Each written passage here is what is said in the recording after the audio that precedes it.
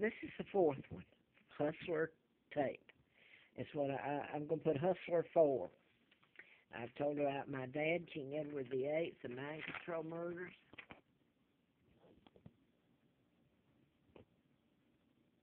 That's George, my uncle, and Roosevelt in '39 planning my kidnapping.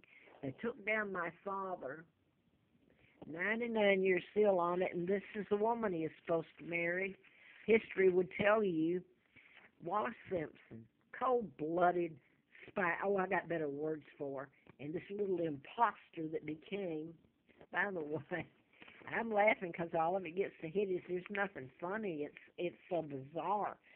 He looks like Robert, the marshal or FBI. He works for both of them. There's been a part of this up here in Roanoke. So that wasn't even my father. He's married to Claudia Ruth O'Keefe, WINDSOR, sister to George O'Keefe, the artist. Now then, back to this. And Larry Flint that's where I'm getting the Hustler. He was shot.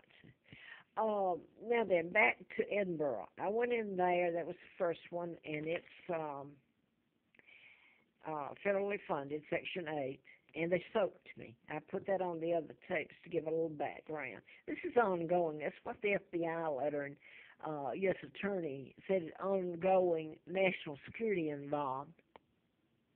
Now you got Edward Snowden telling people, and I've been telling all this, the mind control murders.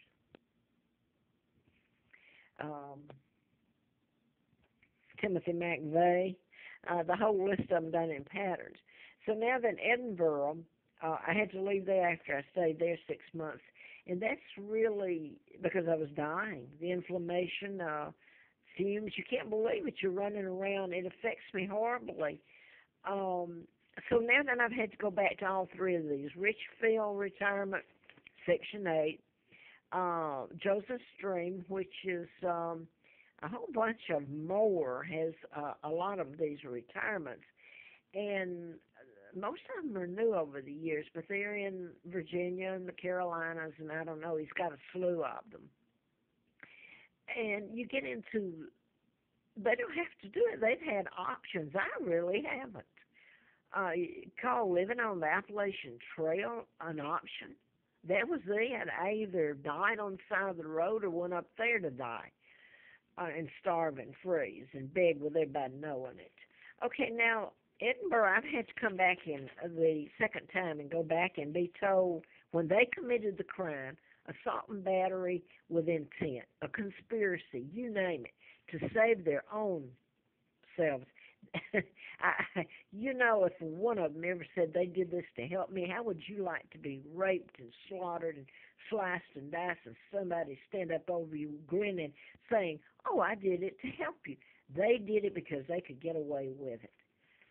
And now then, the responses to some of what I do, and everybody around here knows it, it's murders and things that happen.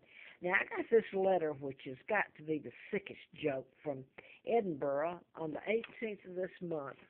You have to hear it. Jennifer Sink. And it's like this joke. I'm Victoria II. You've got all my money. You've done everything in the book to me, and they know it. But what they did to me, it's almost like laughing in my face what they're doing. Okay, the response is that, I can't do anything, or somebody come out and handcuff me. I faxed, so there's records on this from where I lived here. I faxed her over Edinburgh.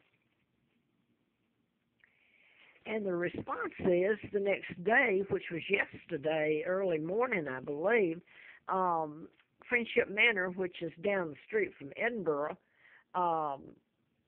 had a lot of their units on, I believe on the second floor, independent living, was burned. And they were real nice. They moved them out, Friendship Manor did, and put them in hotel, motel, and interviewed them. Well, they're doing pretty good. And they kind of like living in the hotel. And anyway, that's the response to that letter. You have to know some background on it, because I have been to Friendship Manor over the years, and they will not even talk to me. They're more upscale than well, they don't even have Section 8, but I've tried to get in there. They will not talk to me, and yet the manager will call Terry Sawyer back.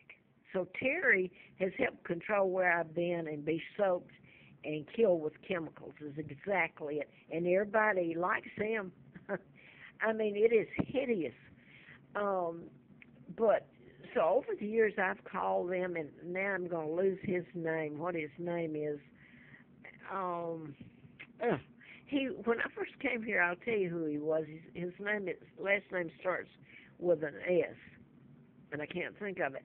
He was news director for Channel 10 here. So in the beginning, I think he tried to do the right thing and tell some of the news. In the Roanoke Times, Gene Owens was the editor, and he did a couple editorials that any fool knew, it was about me, and so he was moved. But Ken Serpan, okay, it was Channel 10. Okay, then suddenly, Gene Owens, I don't think ever turned. They didn't buy him, I don't think. He just got transferred out to Greensboro, I believe, North Carolina. But let me say this before this tape goes. I saw them together in the Roanoke Times. This is way back, like 1987. Well, Ken Serpan was there, and he was talking to Gene Owens, I believe is how it was. He was at the bottom of the steps there, inside the Roanoke Times. And then later, the Roanoke Times had guards there. You can't believe, this is something else. The Roanoke Times had guards there. When I haven't heard anybody. It's them hurting me. They had the American flag on all their security guards. What am I going to do? I'm walking in the Roanoke Times with certificates for the twins. They gave me the name of a twin, and they have just marked through it the state of Alabama has. Like it's a big joke. What can I do? And then finally somebody came down. This was more recent, and she did Xerox the birth certificates again. They already know it, and that's the way I was escorted out. Okay? Now, in response to this fax, and this last letter I got was the Friendship Manor burn, some of it. So this is what's been going on. Now back to Ken Serpan. Ken went to work for Friendship Manor that I've just been talking about. It was the one that burned. It was in response to the fax and the letter I got from Edinburgh on the 18th, and it burns on the 19th, the second floor on it. So things happen. And I remember Canadian, British, and all that. You use the Canadians, and they were British. And now then everything belongs to the United States, even the Queen of England, me. And then on the other hand, I'm a hostage. Elizabeth works for them willingly and stealing my money and taking down the British, which is what she's done. Now then, before I lose it, Ken Serpan was news director with Channel 10. Now he went to work later for Friendship Manor, and it's upscale, more upscale, okay, than Edinburgh, a lot more. But anyway, over the years I would go and literally had me begging to have a place to live and begging to not be gassed. It's unbelievable that people will become a party to a conspiracy like that, and then, I mean, it's assaulting me, it's killing me. But when you have formaldehyde burn right next to you over and over and you're force-fed it, now then I got to hurry. Ken Serpan, over the years, and I empathize with that, but it doesn't give him the right to break the law against me. I didn't do it. He had 4, I believe I've been told, heart bypasses. Now then, the people around here know what I've been talking about, mind control and what you can do with it. You can cause heart attacks. You can cause what looks like suicide. You can program people to go out and shoot and kill, fly a plane into the ocean, etc., etc. And I'm going to stop there because it's exactly, and people go after me. because I'm the one getting whipped up on. Now, these are the Americans